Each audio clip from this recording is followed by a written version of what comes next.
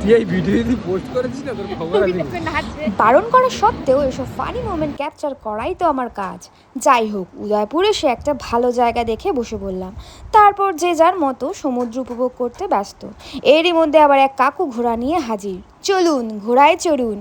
আমরাও ভাবলাম আগে একটু রিলস আর ফটোশ্যুট সেরে নেওয়া যাক।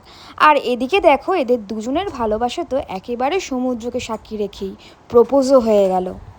বেশ কিছু ফানি মুহূর্ত কাটিয়ে বেশি দেরি না করে আবার হোটেলের দিকে রওনা দিলাম, কারণ আমাদের আসল প্ল্যান ছিল পুলে ঝাঁপিয়ে পড়া। রুমে গিয়ে ঝটপট ড্রেস চেঞ্জ আর শুরু হয়ে গেল গান চালিয়ে নাচ। তবে একজনের আবার এতটুকুও ধৈর্য নেই, আমাদের আগেই পুলে নেমে গেছে।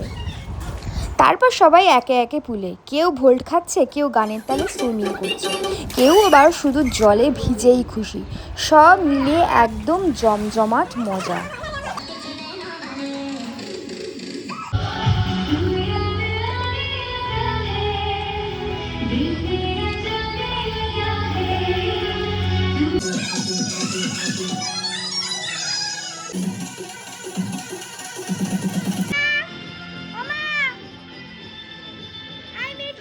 অনেকক্ষণ পুলে কাটিয়ে সবাই রুমে ফিরলেও এদের দুজনের অবস্থা দেখো।